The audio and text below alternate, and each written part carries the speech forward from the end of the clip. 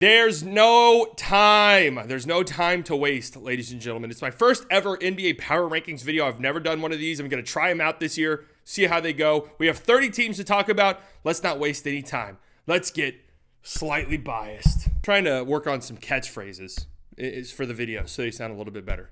Let's get fully delusional. Hey, let's go. Let's get right into it, slightly biased army. Let's get fully delusional, gang. Let's do it. Check up. Oh, fuck. All right, I've broken these teams down into tiers. I am ranking the teams within the tiers, so this is a 1 to 30 ranking. Don't worry too much about where teams rank within the tiers because inside of tiers, they're pretty much interchangeable. Not a lot of stats here. I'm going pure vibes only. I've been a huge sicko so far this season. Like, the start of the NBA season has perfectly collided with a depressive state that I'm in where I never want to leave my apartment. So I've just been watching a ton of basketball. Playback.tv/slightly biased. You can watch along with me. Link will be down in the description to join my room. It's a lot of fun. Come and hang out, okay? So let's just get right into it. 30 teams to talk about. A bunch of different tiers. You can see them right here. Let's do it. Starting with the sad, bad tier. I mean, these teams I think are a little self-explanatory here. If you know somebody who's watching these teams, if you hit up a friend and you're like, hey, man, I want to hang out tonight, want to grab a few drinks, just chill, and they say, oh, sorry, dude, I can't. I'm watching the Spurs and Pistons game. Send a wellness check to them. Just make sure everything's all right. Make sure everything's okay at home. I didn't expect there to be 4 teams in this tier already. I didn't think that there would be any egregiously bad teams this early in the season, but I was wrong. The Washington Wizards, Detroit Pistons, take your pick. Who's the worst team out of these two? But I think these are the bottom 2 teams in the league currently. They're playing each other tonight as of the time I'm recording this. A toilet bowl for the millennia. You look at the upcoming schedules for both of these teams. The loser of this game might not win their 3rd game of the season until January. Like, I'm being dead serious. That's how the schedule looks for both of these teams moving forward. For the Pistons, it's sad because this was supposed to be their Pacers year. This was supposed to be their Magic year from a year ago, their Thunder year from a year ago, where it's like, oh shit, the Pistons are starting to figure some stuff out. Look out, they're going to be scary. And it is scary for all of the wrong reasons, right? Their offense is absolutely abhorrently bad. Kate Cunningham has 1 game this season. He's played in every game for the Pistons. He's had 1 game where he shot 50% from the field. Once. He's a 50% true shooting percentage. He's turning the ball over like crazy. I can't really blame him because there's no spacing. There's no shooters. Maybe Boyan coming back will help, but it's just a bad on-court environment for young players to develop currently. Duran's been out, but even then he's not going to help their spacing very much. It's just weird. Pistons fans already want Monty Williams gone. Guess what? That's not happening anytime soon. Okay, they just made him the highest paid coach in the history of the NBA. So that's just not happening. The Wizards are kind of like the opposite of the Pistons where they're just now starting their rebuild. But I thought this would be a little bit fun where it's like, oh my God, Jordan Poole, 43 points on 36 shots. He won us the game. I can't believe he hit that crazy shot. No, it's just been like kind of embarrassing and sad to watch for a lot of different reasons for Jordan Poole. So just nowhere near as fun as I thought it might be. But Bilal Coulibaly looks good. So you do have that if you're a Wizards fan. His floor, I would say, is like the 3rd best player on a good team. And that's really good. That's what you'd like to see. But for his age, his intangibles, his athleticism, his physicals, his ceiling is pretty fucking high. So if you're a Wizards fan, you feel pretty good about that. And that's probably where you draw the line on what you feel good with. The Spurs, yeah, we all wanted the Spurs to be way better than this. The point Sohan stuff, I get it. I get where they're coming from. They want Sohan to develop some guard skills, some on-ball skills. That way he can become a secondary playmaker, a trichiary. How do you say that word? Trichotomy? That's not it. I think that's the thing, the hole you get in your throat whenever you smoke too many cigarettes. I see what they're doing. But I feel like it's harming the development of Victor Wembanyama. And at this point, like, that's the only thing that really matters. So they just need to get that shit out. It's just not going to work. There's other ways to do it than making him be the point guard. You know what I mean? Like, does he have to be the fucking point guard? And then the Grizzlies, need I say anything else? Marcus Smart was yelling at the team last night. There's 55 people in attendance, so you could hear it 20 rows up. It's just, when you have so many players injured and the players who aren't injured are incarcerated in the NBA prison system, you know, what is there really to say? This is not a good Grizzlies team, and they're probably digging themselves a little too deep of a hole. So, yeah. Next up, we have the Chicago Bulls tier. And this tier features 1 team and 1 team only, and that is the Chicago Bulls. I thought about putting them in the sad bad tier because it is sad what's going on there. But there's just too much talent on this team. Too much talent on this team for them to be as bad as they are currently, but they are bad. I was just on their subreddit just looking around a few days ago. There were comments, people want them to fist fight in the locker room. They want a fight club going on in the locker room. That's how bad it's gotten. This team's obviously well on its way to blowing up this roster. And what sucks for Bulls fans is you don't have like the young guy on your roster you're excited to, blow it up and build around. And the guys that you do have on your roster, it's not like any of them are getting you a king's ransom on the trade market. So it's just going to be right back to square one. Just burn this thing to the ground and build from there. And that's scary times, but anything is better than this. Next tier we have is the fun bad tier. These are teams that are still bad, not very good teams, but they're kind of enjoyable. They're fun watches. They're tough outs. You're not going to beat them easily. Starting with the Portland Trailblazers. Now, you probably will beat them easily. Their net rating is terrible. They haven't been very good. They are 3-4 when Scoot Henderson plays, so that's interesting. Goggles Scoot. I don't think much of that has to do at all with the way Scoot plays because he hasn't been very good so far.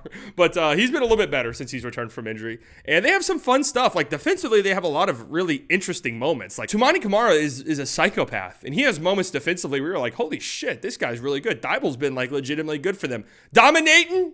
Has not been dominating. They're like in the pain part of the growing pains with Shaedon Sharpe controlling as much of the offense as he does, and Scoot Henderson, obviously. But they have some moments where it's fun. I throw them in this tier because I enjoy watching them more than the teams that I've already talked about. Same can be said with the Charlotte Hornets. Now, full disclosure, I thought this Hornets team would be good. Like, I had to convince myself to not go on live streams and be like, dude, this could be a 6 seed. Like, that's how I felt about this roster. Thank God I never said that. LaMelo's hurt. Hopefully he's not out too long. Hurt his ankle again. So hopefully he's not out for too long because he's been really good over the past couple of weeks. Some fun wins. A nice win against the Celtics. That was a great game to watch. A fun win against the Pacers. Their offense just does stuff from time to time that's fun. Mark Williams, he'll have games where he has 17 points and 13 offensive rebounds. Like, he's a joy to watch. They're bad. There's no two ways around it. They're not a good basketball team, but they are fun to watch. I'll give them that. And the Utah Jazz round out this tier. They haven't been that great this season. Their offense is kind of that's to be expected without a point guard. Their offense last season tanked once they traded away Mike Conley, and it's kind of been the same thing this season. Although I will say, Keontae George has moments, man. He's been a fun player to watch. He's been exciting to watch. Yes, there's moments where it looks poor because he's just probably not a guy who should be running an offense at this stage in his career, but it is fun to watch. Walker Kessler's starting to figure it out. He's had a slow start to the season. Markkanen's been tremendous as per usual. They're not a good team. They're not a play-in team, but they're still fun to watch, and they're a team that will definitely give you a headache if you don't come ready to play. This next tier, the mid-tier, presented by the Chicago Bulls. This is the tier the Bulls have been in each of the last 3 seasons. Unfortunately, the Bulls have gone well beyond this tier, as we just talked about. I got 3 teams in this tier. These teams just good old-fashioned, blue-collar, hard-working 500 ball clubs. There's nothing wrong with that. There's going to be 500 ball clubs from time to time. And hey, that'll get you in the play-in tournament, more than likely. That might sneak you into the fucking playoffs. You never know. Starting with the Toronto Raptors, this team is just hilarious. Win 1 game, lose 1 game. Win 2 games, lose 2 games. Win 3 games, lose 3 games. Like, they're never going to go on any crazy prolonged stretch, it feels like. Offensively, they just are who they are. They are who we thought they would be, which is a team that does not shoot well at all. Now, in their defense, I picked the Raptors to finish 14th in the East. So, little pie on my face. They're definitely better than that. Defensively, they still have some moments. Scotty Barnes has had superstar flashes. But, this is a team that should probably be trading players away in the coming months if they know it's good for them. They don't shoot well. Build around Scotty Barnes. Trade Siakam. Keep OG, maybe. Probably trade Jakob Poeltl. Actually build a team. Grady Dick has not looked good so far at all, which is horrifying for them. But build a fucking team that can shoot. Dude, it's 2023. Stop fooling yourself. Build a team that can shoot the fucking basketball. The Brooklyn Nets are next. They're interesting. I want to talk about them really quickly here. 20th in adjusted defensive rating, 13th in offensive rating. That's kind of flip-flopped from where we thought it would be heading into the season. They'd be a pretty capable defense, but an offense that lacks some things. They've been much better offensively than I expected them to be. And defensively, I don't see any reasons why they can't improve over the course of the season, especially once Nick Claxton comes back. And if that's the case, they might be better than this. They might shock some people in January, February, where it's like, wait a second, what? The Nets are a game and a half out of the 6th seed? What the fuck's going on? I mean, they just shot the lights out of the ball last night against the Chicago Bulls. So the Chicago Bulls reaching the territory of, yeah, we did a cool thing, but it wasn't against the Bulls. So does it really count? And this next team pains me to put them here, but God, based off my eye test, this just looks like an average-ass basketball team, and that is the Atlanta Hawks. I thought they would finish 4th. I predicted them to finish 4th and have home court advantage in the playoffs going into the season. And man, it's just, it's just always something. There's just always something. They start the season, Trae Young's not playing well. Okay, well, DeJounte Murray's playing really well. All right, good to see. That's why you go out and get a guy like DeJounte Murray. Well, Trae Young's turning it around, and he's been on fire the last couple of weeks. Well, DeJounte Murray now forgets how to fucking play basketball. Well, at least when Trae Young forgets how to play basketball, he's still, setting up teammates and playmaking. When DeJounte Murray forgets how to play basketball, he does nothing for you. Absolutely nothing. I'd have no idea what to make of DeJounte Murray as a player and where he fits on legitimate contending teams. And now Jalen Johnson is out for an extended period of time, which is an absolute killer because he's been really, really good for you. So I don't know. This is just a 500 team. There's some peripheral stats and some, advanced metrics that likes this Atlanta Hawks team way more than what they've shown on the floor. But I struggle to see it. I really do. And now with Jalen Johnson missing as much time as he's going to miss, that hurts. That really does. This next group of teams right here, scared to say this team might be mid, but they might be mid. Now, listen, in the NBA, being a middle-of-the-pack team is being a playoff team. So there's nothing necessarily wrong with that. But for one reason or another, I can't commit to this team being good, and I can't commit to these teams being bad yet. I don't know. I'm scared to go one way or the other because I don't want to look wrong. So I'll just play both sides. I can't lose. Starting with the Pacers. Now, you might see this and think, what the fuck? The Pacers, they're incredibly fun to watch. They're 4-0 in in-season tournament play. They're built for the in-season tournament. I can't take this team super seriously. I can't. They're incredibly fun to watch. They are the modern version of the 7 seconds or less Suns. They get the ball up the court incredibly quickly. If you're a guard who's willing to pass, willing to play within a system, and is a very crafty player, Rick Carlisle is going to maximize the fuck out of you. Trust me. I've seen it. I saw it for years and years. I saw Jose Juan Barea look like one of the better playmaking guards in the entire NBA. Shout out to JJ Barea. Shout out to Rick Carlisle. But I can't take this Pacers team super seriously as a winner because that defense, they really might finish the season with the worst defense in the history of the NBA. And I think part of that is because they play so quickly that it gives teams opportunities to run as well. And teams have to run in order to keep up with them. But, having to score 140 points to win, it's just not a formula that I can take that seriously, right? But they're still incredibly fun to watch. They are. But the defense is just so bad. The Pelicans are a tough team. The Pelicans might be the most difficult team in the NBA currently to pin down. They've had moments where they've looked really good in stretches where, they had a stretch where they blew out the Mavericks. They beat they beat the Nuggets. Did they beat the Timberwolves? They either beat the Timberwolves or lost by 1. A stretch where they were playing and beating good teams. But I just don't know what to make of them, man. They're 1-3 without Zion. And to Zion's credit, he has not missed any games because of injury. Missed a game for personnel reasons because a baby was being born. Congratulations to that baby. Congratulations to Zion. Congratulations to that baby for Zion being your father. You're going to be an incredible athlete and well off and probably a Nepo baby. So congratulations to you on that front. And a couple of games where he's set on back-to-backs. But they're 1-3 without him. There's just a team that's never going to be healthy. I will not give this team the benefit of the doubt with injuries. I just won't do it. Jordan Hawkins has been very promising. So you have that. Trey Murphy hasn't played a game yet. Jose Alvarado just came back. CJ McCollum's about to come back. All of these things are good, but they're just an impossible team to pin down. When it looks good, it looks good. When it doesn't look good, it doesn't look good.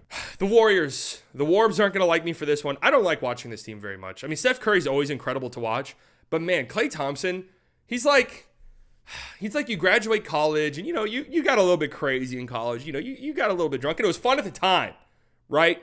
But then you're 27, 28 years old and responsibilities are starting to grow, but you still have that one friend who's just still stuck in that mindset.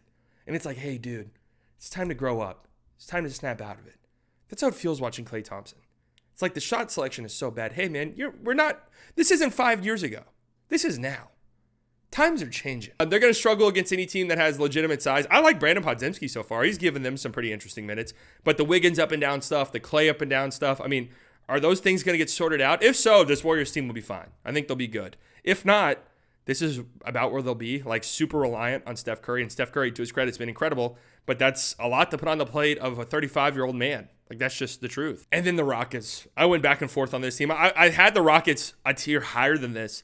But I struggle. They've had a weird schedule. They've only played 14 games. They've played 4 fewer games than some teams. They've had 9 home games.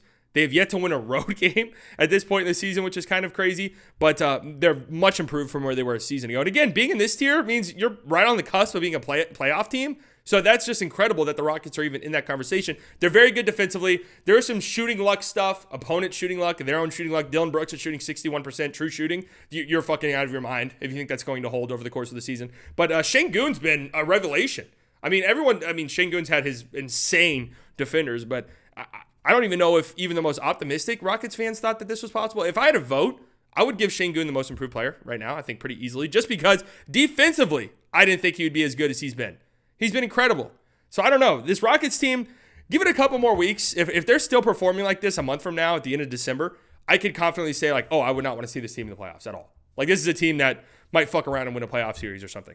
Either way, a remarkable early season performance for the Rockets. All right, a handful of teams in this next year. I think this is the tier with the most teams. This is the good but fatal flaws. Teams that are good, teams that have shown promise over the course of the first month of the season, but there's still some issues that they need to work out, and either they don't work them out and these will just be playoff teams who lose in round 1 or maybe even round 2, or they figure it out internally or externally through trades, and they start moving up the tiers. They start moving up, starting with the Cleveland Cavaliers. I'm just going to come out and say it. I think this team's starting to develop a Donovan Mitchell problem. I like the team more when Darius Garland is running the show. I just do. I like the way the ball moves more. I like how Darius Garland plays more. And Donovan Mitchell in the fourth quarter of games, yet again, has been fucking terrible so far this season. 38% from the field shooting in fourth quarter. This has been a trend that has followed him throughout his career over the last 4 or 5 years. The clutch shooting numbers for him are abhorrently bad. Mobley still hasn't shown what I was wanting him to show offensively at this point, what I think a lot of people were expecting, but they're still a good team. I still like this Cavs team. There's still a lot of room for improvement for them.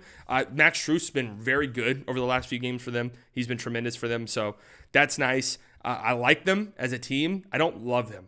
And that's the problem with the teams in this tier. Clippers, I know it's easy to make fun of them. The Harden trade, not very good. Probably not going to be a trade that's looked back on kindly over the course of history. And I know it's a little bit hypocritical because I said for the Pelicans, I'm not giving them the benefit of the doubt injury-wise. And then here's this Clippers team, right? Are they going to be healthy? Well, Kawhi has played in every game. Paul George has played in every game. Over the last 2 weeks, they've had the best defense in the NBA. I'm not going to talk much about the Clippers because I literally just dropped a video yesterday talking about them, but I like them. I think they're going to figure some stuff out offensively, and this defense, I think, is legit. And once they figure some stuff out offensively, once Harden and Kawhi get going, this is going to be a very good team. The Knicks, their big flaw. I mean, do I need to say what their big flaw is? It's Julius Randle. Okay. No, it's not just him single-handedly, but he is an embodiment of all of the problems this Knicks teams have. You have Jalen Brunson, right? This incredible guard. How is he able to do it? How is Jalen able to do it at his size? A guy that small should not be able to get to his spots that easily. Well, nobody else fucking shows up half the time. Nobody else shows up. It's like, hey, Jalen Brunson just went off for 35. Sorry, JB. I think I'm going to go 3 of 18 from the field tonight. Sorry, Brunson. I think I'm going to turn the ball over 8 times. Sorry, Brunson. I think I'm going to shoot 3 times tonight. I'm just not going to shoot.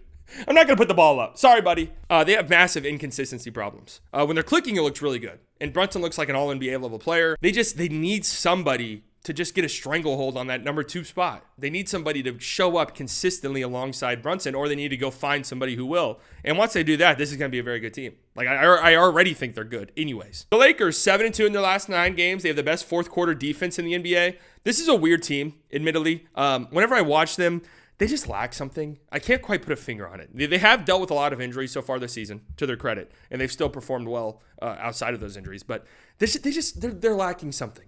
And I think what that is they're lacking that punch. They're lacking that legitimate, Robin to LeBron's Batman. AD's a tremendous player, right? A great defensive guy, but they need somebody who offensively is going to bring it night in and night out, who can create their own shot. Reeves has been inconsistent so far to start the season. Probably a little too high of expectations for him, admittedly. Although he has been good. Like, I'm not saying he's been terrible or anything like that, but they just need somebody. They need a Robin. They need a co-star. They need another co-star next to LeBron. It's insane to expect this consistently out of LeBron at this age. It just is. I mean, I have the Mavericks here. The Mavericks are at 11. I mean, that just feels so high to me. But when I'm looking at all of these other teams, it's like all of these teams have problems. For the Mavericks, they're taking care of business against the teams they're supposed to beat, to their credit. They haven't had like an egregious loss so far this season. And yeah, they're losing to teams that are probably better than them. You do that over the course of the season, you're a playoff team. You sprinkle in some impressive wins here and there, you're most certainly a playoff team. That's just kind of where this team is at. They are bad defensively. There's no two ways around it. They're better than they were a year ago. I know the numbers are still porous, but you watch the games, and there are moments defensively where it clicks, and it looks really, really good, and it looks promising. So that's something to look forward to moving forward for the Mavericks. Offensively, they're good. And if you're wondering, like, well, what separates the Mavericks from the Pacers, who are kind of similar, where they both have incredible offenses but terrible defenses? The Mavericks' defense is better. I think that they're able to dig down and get stops better than the Pacers can. And you just have the super-duper star factor in Luka Doncic, where he can just do things, especially when the game slows down to a screeching halt, that I don't know if like Tyrese Halliburton's capable of doing yet. I'm interested to see how the season plays out for the Mavericks because I could see it going a bunch of different ways. Either they like stay like this and they're like a 5 seed, first round exit, maybe they win a playoff series and it's like, okay, pretty impressive season for the Mavericks, or they make a trade and figure some stuff out and they really start to climb the rankings, or they just fucking collapse and fall. I could see a bunch of different things happening. And then the last team in this tier, this is a team I really had to reel it in a little bit on, the Magic. I like this team a lot. Really, I do. I see some stuff from this team. I see flashes during games where I'm like, oh shit, that's something only good teams do. Their defense is incredible. They're very well coached. They play incredibly hard, and their offense has been improving so far this season. And they're doing stuff, and you're seeing stuff that only happens from like very well-run organizations and very well-coached teams. Like, hello, Mo Wagner is like a legit 6 Man of the Year candidate. Mo fucking Wagner, FIBA boost, I guess. Goga Batadze has filled in for Wendell Carter Jr. in the starting lineup and has been good. Goga Batadze. This is a good team that's very far ahead of schedule, it feels like. And we'll see how the rest of the season pans out for them, but I would not be super excited about seeing this team in a playoff setting at all. Next up, we have the Bus Crash Contender tiers. These are teams that are right on the outside of legitimately contending for a title. In order to actually contend, they would need the contending teams to get into a bus crash and everybody break their legs or something, but they're just right on the cusp. Starting with the Sacramento Kings. I like this team. I like this team a lot. When Fox plays, they're very good. He's shooting more pull-up jumpers. He's shooting more pull-up threes. These are massive things for his development, and they're pretty much an unguardable team, just through and through, whenever he's hitting those shots. Defensively, they're still bad, but I still think, kind of like the Mavericks, I think they have flashes where they're able to dig down, dig deep, and get some stops. And I think they're going to be very active in the trading market in trying to get like a legitimate defensive player to plug into the mix here. And if they do that, yeah, they're a scary team. And I think they're right on the cusp of like legitimate contention. So shout out to the Kings. Miami Heat. I've watched damn near every Miami Heat game so far this season. Why? I don't know. I've been very weirdly drawn to them. And I just don't. This team just gets it done. I don't know what there is to say. They just get it done. I'll just forever give them the benefit of the doubt moving forward. Bam is just tremendous. He's been otherworldly. He's been like a top 15 player in the world so far this season. Jaime Jaquez has been really good for them. They just get it done. Players just come in and play well. Like that's just going to be the case forever with this Heat team, it feels like. The Oklahoma City Thunder, one of the few teams that are top 10 in both offense and defense. They're great in the half court, both offensively and defensively. Chet Holmgren looks like the runaway rookie of the year so far. I mean, what do you want me to say? This team's really good. If they figure out their rebounding woes, this team's going to be a title contender for the next 6-7 years. That's how they're built. That's how well they play. That's how good Shai Gilgeous-Alexander is. That's how good Chet's been. That's how good J-Dub's been. I'm jealous. I mean, really, they've built a fucking... Jeez, they just built a good team there. And then the Timberwolves. I mean, what is there to say? Defensively, they've been tremendous. They're very, very good defensively. Cat's been good. Anthony Edwards, a little inconsistent, but they're still winning games despite his inconsistency, which is a very good sign for this team. Like, they're not just completely dependent on Anthony Edwards. And, this team's very close to contention. I just want to see a little bit more offensively. Like, when the game slows down, I want to see a little bit more offensively from them. And I think that's really the next step for Anthony Edwards. And once he reaches that, this will be a true title contender. I truthfully do believe that. Now we have the true title contenders. These 5 teams are right in the mix. They're right at the top. I didn't think there'd be 5 teams in this tier, but the Celtics and Nuggets have both had some hiccups, and these teams have looked really good. Starting with the Milwaukee Bucks, some ups and downs for them. This is more of a benefit of the doubt thing. The record is good. They've been playing really well lately, and there's still a lot of things they need to figure out. Their defense isn't as bad as it was at the start of the season. I think they'll probably be a middle-of-the-pack defense, which has like the ability to really turn it on at times. And offensively, they're still trying to mesh, yet they're still winning games. They get to the free throw line a trillion fucking times, right? I'm not gonna lie, they get a lot of foul calls, okay? But nonetheless, they're pulling games out, and I think it's very encouraging that they're winning games, even if they look ugly at times, even if it requires some late game heroics. It's an encouraging sign that they're winning games like this early on while they're still trying to figure some stuff out. So I think that this will be a title contender by the end of the season. The 76ers, now, I'm trying to do these rankings kind of based off of, you drop me into this earth, I'm an alien, I'm omnipresent, so I understand basketball even though I've never watched it, but I don't know the context of these teams. That's kind of how I'm trying to view this, because reality is, 76ers, to me, like, you have to show it to me. It's reaching this point. You can do all of the shit you want to do in the regular season. That's great. Embiid can average 55 fucking points in the regular season for all I care. I need to see it in the playoffs for once, But if I'm trying to take that out of the equation, this team has looked like a title contender so far this season. Embiid looks tremendous. He's looking as good as ever. Maxi's been great. Kelly Oubre, hopefully he's back soon. He looked really good. Tobias Harris has been really good. This team probably needs a little bit more, and they have the trade pieces to make something happen. And if they do that, yeah, this is a title contending team through and through. I'm giving this team the benefit of the doubt, and they better not burn me. No pun intended. The Phoenix Suns!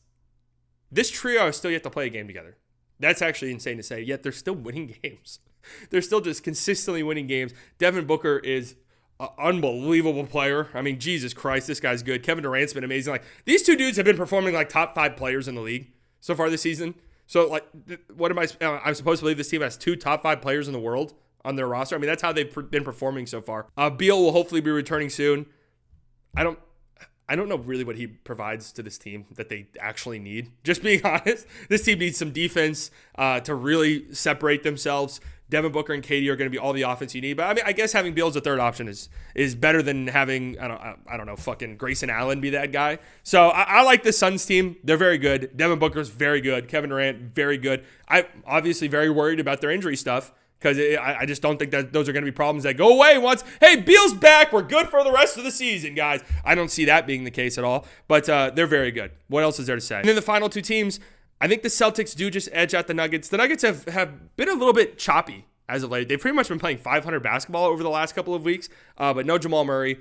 And I do think there's some championship hangover stuff. And they're trying to figure some stuff out. They're trying to figure out which of these young guys are going to be legitimate contributors for them over the course of the season. I'll give the best player in the world and the reigning finals MVP the benefit of the doubt that they figure some stuff out over the course of the season and are still the class of the West, which I think they are. And then the Boston Celtics. They're the best team in the NBA. They're the best roster in the NBA. KP's dealing with the calf injury. He'll be back in a week. Listen, man, as a fan of a team that has formerly employed Kristaps Porzingis, these are the fucking injuries right here. Oh, he'll be back in a week. Fast forward a week. Well, actually, it might be another week. Fast forward a week. He's working on it. Fast forward a week. Oh, he's back, but he's on a minute restriction. Fast forward a week. MCL sprain? Where the fuck did that come from? This is a good team, and I really don't think there's any excuse for them to not be in the NBA Finals. It's if they're not in the Finals, it's a huge, colossal failure for this team. That's how good they are. Tatum's playing like a superstar. That's just how it needs to be. Let me know what you guys think. What teams am I too high on? Which teams am I too low on? I want your opinion on this. Comment down below now. We're waiting. Hello? I'm going to try to do one of these every month. Comment.